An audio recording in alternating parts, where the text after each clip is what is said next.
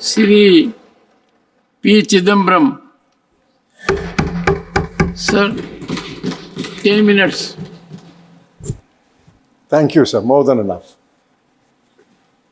So after listening to the learned professor of Lucknow University, I'm sure that all of us are convinced that Amrit Kal has begun.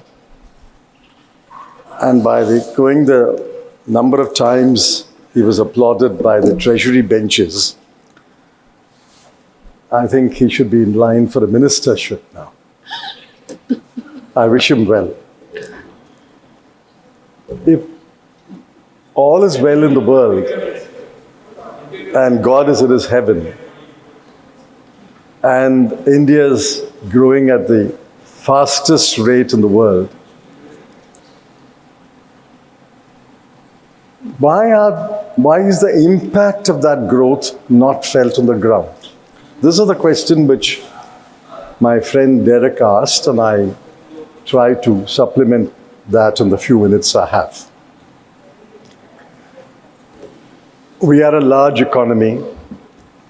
We are growing at the fastest rate in the world. We are innovative. We have the largest FDI coming into the country. But why is it not seen on the ground? And I specifically want to ask, why is it not seen in the inflation numbers and the unemployment numbers? Let's take only those two.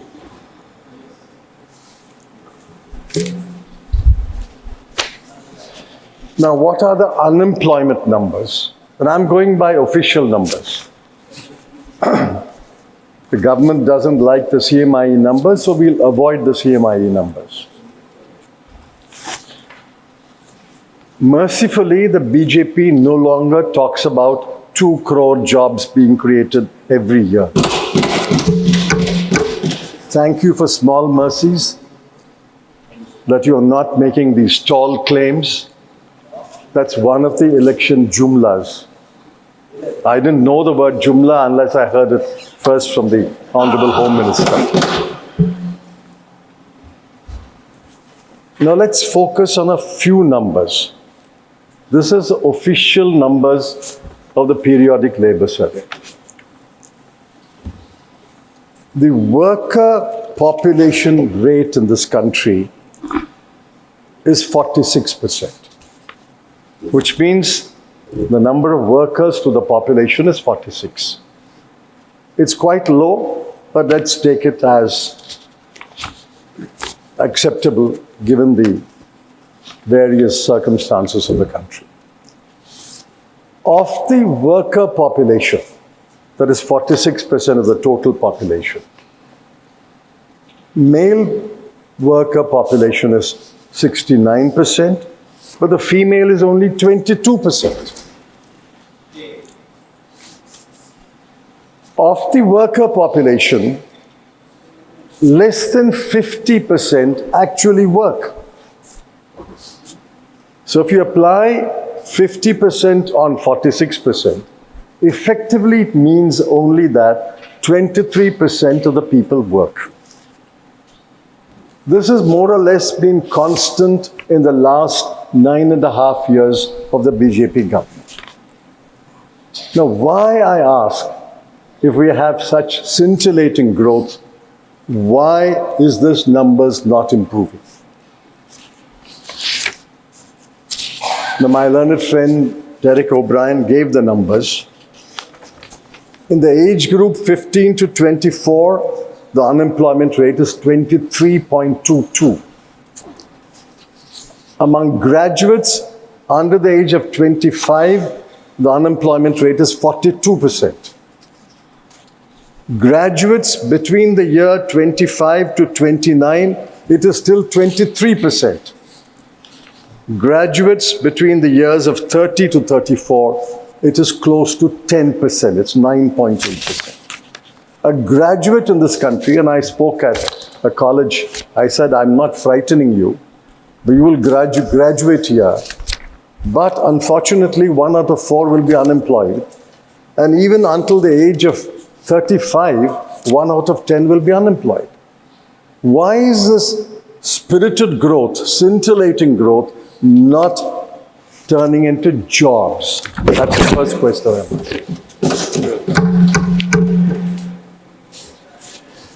And keep in mind, most employment in this country is self-employment, 57%. Regular wage employees has declined from 24% to 21%. Apart from the quantity, the quality of employment is also poor.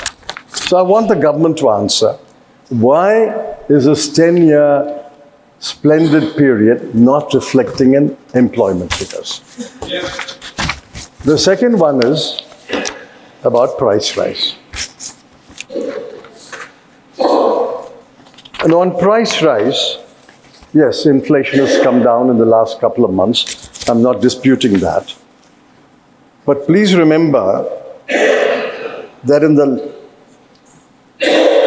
even today, the CPI inflation is above the tolerance limit of 4 to 6% of the RBI. Food and light inflation is 4.3. Fuel and light inflation is 4.3. Food inflation is 9.2. What does the combination of high unemployment and high prices, what does it mean?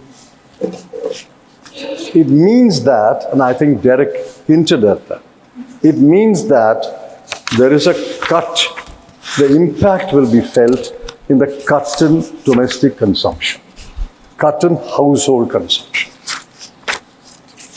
The impact is you borrow more. Credit growth is driven in this country, according to the RBI, on personal loans and gold loans. The net financial assets of households has plummeted to the lowest level, 5.1%. What does this mean? It means that people are consuming less, people are borrowing more, they are liquidating their household assets and savings, and the net financial savings has come down to a historical low, a 50-year low of 5.1%. It also shows up elsewhere. It shows up, for example, in matters like child malnutrition. I'll just give you the numbers of child malnutrition, and they're shocking numbers. They're shocking numbers of child malnutrition. Today, among children, you will find that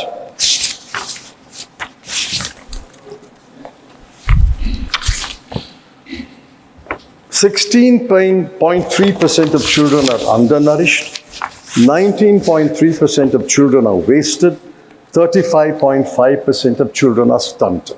It shows up again in the food that the children get. And add to that Derek's numbers, under the age of 5, so many people die because of hunger. Why is it not showing up in consumption? It also shows up in education. Their mental growth.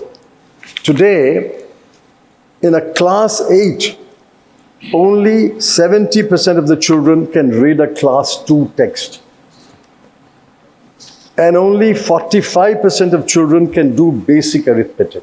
In class 8, you can't do basic arithmetic, you can't read a class 2 text. So ultimately the question is, who is this government for?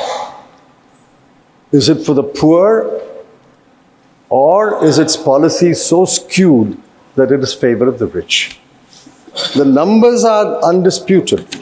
I have not seen a single government spokesman dispute these numbers. 23 crore people of India are poor when the poverty bar is very low. Poverty bar is 1,286 rupees per month per person in urban areas and 1,089 rupees per month per person in rural areas. With such a low poverty bar, 23 crore people are poor. And it shows up in inequality. The bottom 50% owns 3% of national wealth and gets 13% of the national income. And the top 5% owns 60% of national wealth, and top 1% holds 22% of the national income. So ultimately, this growth is unacceptable. This kind of growth is unacceptable. We need more balanced growth. But then I end with the final question that I've been asking the government for many, many months, for which I have not got an answer. I hope I will get an answer today. In 91-92, India's GDP was 25 lakh crore. In 12 years, in 2003-04, it doubled to 50 lakh crore, doubled. In 10 years, under UPA, it doubled to 100 lakh crore, 25 to 50 to 100. I ask one simple question. If you are growing at such a fast rate, such a record-breaking rate, will you, when you end your term today in 2023-24, will 100 lakh crore become 200 lakh crore? The Finance Minister, Honorable Finance Minister knows the answer. I know the answer. You know the answer. But I want the Honorable Finance Minister, to say... The answer is known to the Finance Minister, the former Finance Minister. I'm out of it. Whether the GDP will double in their Amrit Kal period under the NDA government, will it grow to 200 lakh crore by March 2024? And I want the Honorable Finance Minister to answer that question. Thank you, sir.